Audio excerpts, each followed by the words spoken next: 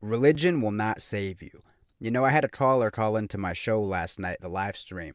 A Christian dude, real nice guy, and he was telling me about how, if you just really take Christianity seriously and really devote yourself to it, you'll find that one in a million, nice Christian girl to be with. Although most women are garbage, he's like, you'll find there are women out there that are devoted to Christianity in America, and you can find one of them that believes in it and won't use the laws against you and will commit to you, right? So for this video, I'm going to be using America and I'm going to be using Christianity as my example of how religion will not save you, right? So basically, here's how it works. Like I said, this guy, he said, if you find a good one who practices Christianity, it doesn't matter about the laws, doesn't matter about the feminism and how the divorce courts will get you, because she's too good of a person, to even do something like that to you. Now, to a degree, I agree with this guy. That does make sense. And to a degree, it makes sense that, yeah, I guess if you did find a good one, you could, that could possibly work. But here's the problem with that. We still live in a society where she has the legal power to convert to feminism and gynocentrism, and take you to the cleaners and destroy you. So yeah, maybe today she's a Christian, maybe tomorrow she's a Christian, but you never really know. She could change her mind overnight and decide, you know what? Susie down the street, I was talking to her and she told me I could actually just take him to the cleaners and get some child support and, move on to the next guy. So you never really know. You'll never really have peace of mind when you live in a society where she has the power to turn on you and to change overnight. She can change instantly and she'll be rewarded for it and she can destroy you, right? See, for a society to truly thrive, you need two things. You need to have the men in power, right? So you need to have a legal system that protects the breadwinners, that protects the man of the house, that protects the leader who everybody respects. Because at the end of the day, for a society to really thrive, men have to be respected and valued for the skills they provide. Because men provide so much value. When they're not appreciated for it, societies crumble, right? So you need, number one, you need men to have the legal power to know they can't be taken to the cleaners and be destroyed and divorced, easily, so that they're comfortable committing and providing for their families, and their kids and their wives respect them and they raise good, solid, uh, people with morals, right? And number two, and this isn't as important as number one, but it's still important. You need a society that genuinely follows that religion. Like I said, let's use Christianity for example. Let's pretend that the laws were on men's side like they were back in the old days or whatever. So the laws are on men's side. Everybody respects men. Men are the head of the house. They are incredibly valuable. You want to keep your husband. You're so lucky to have him, and everything's great on that end.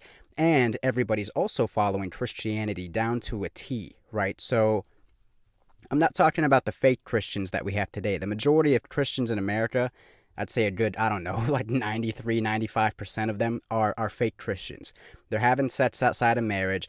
They're breaking all kinds of rules that the Bible has. I don't know the Bible inside and out, but I know it's actually a lot more similar to the Quran than we think it is. I was born a Muslim, right? I'm not really a Muslim anymore, but I've read bits and pieces of both books, and there's some similarities. I believe like sex outside of marriage is a sin. You're supposed to fast. I think in the Bible you're supposed to like withhold from having a certain food you like for like 40 days or something like that. Whereas in the Quran it's like you have to go a whole month like without eating anything until 6 p.m. or something like that. Anyways, the point is that there are concrete rules in the Bible that you're supposed to follow, right? And if you follow them, you are technically a real Christian, and you'll actually get very good results. If all women waited till marriage to have sex, we wouldn't have this hookup culture. We wouldn't have STDs everywhere. We wouldn't have women with screwed up heads because they've had so many guys inside them they feel so dirty. So it would actually work out very well. So yeah, you'd have a very solid society if anyone followed really any religion, Christianity, Islam, Judaism, if people actually followed their religions down to a T, yeah, you'd have a much more stable, solid society, a much more loving, respectable society. But like I said, the new religion is feminism. Women are brought up to be feminists, not Christians. They have the title of Christian, but deep down they're following feminism and gynocentrism. So they're always going to want to play that hand. They're always going to want to cash in on that sweet deal they're going to get. regardless if you're a Christian man or not, and she's a Christian woman, she always has the power to destroy you and change her faith from Christianity to, feminism. So, like I said, you have to have the two elements, right? You have to have men in power so that even when certain people do sway away, men can, exercise their discipline. And number two, you need a society that genuinely follows that religion down to a T. Now, look, like I said, I'm not trying to push Islam on anyone. I'm not even a Muslim anymore. But whatever your religion is, if you follow it down to a T, you will get much better results. So, like I said, we'll use Christianity. If everybody actually is a real solid Christian and they don't break the commandments or whatever, yeah, you'll have a much more stable society. But even more important than that is men have to have the power. And then number two is everybody has to genuinely want to follow this religion, right? They can't just, I mean, I guess they can be forced into it, but it's always better if they genuinely love and want to follow the religion that they are in, down to a T. You'll have a much more solid, stable society. So like this caller, he was telling me, yeah, you can find that 1 in a million girl.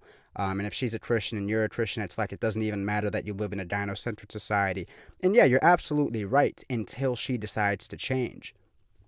See, she has so many social pressures and women in her ear. Every time she steps out the door, she's not in a Christian household anymore. She's in a feminist society, a gynocentric society.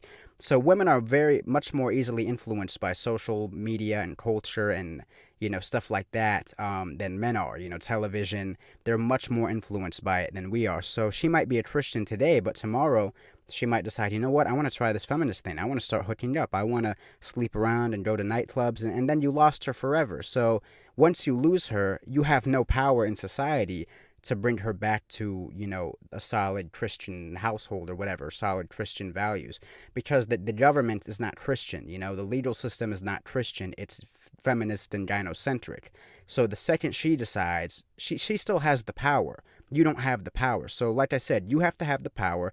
Men have to have the power legally, and then people have to genuinely want to follow the religion, and actually execute it and not be phony, wishy-washy Christians or wishy-washy Muslims or wishy-washy Jews that, I follow some of these rules, but then I break the other rules.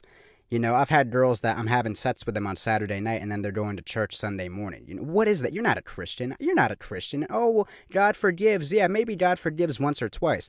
But if you're breaking the same rules every week, and you're going to be breaking the same rules every week, you're going to have sets on Saturday night and just go to church Sunday, you're not really a Christian, dude. If you actually consciously know you're going to be breaking rules, and then you're just going to go wash them away every Sunday like you're doing laundry, that's not a Christian, man.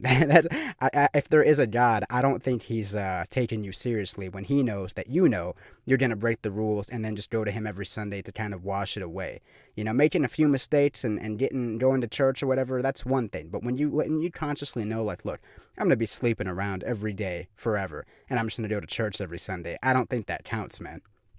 So anyway, man, that just sums it up. That's really the reason why religion will not save you, because the government is not Christian or Muslim or whatever. The government is gynocentric and feminist. So as long as that's the case, that's the religion. That's the religion women are following.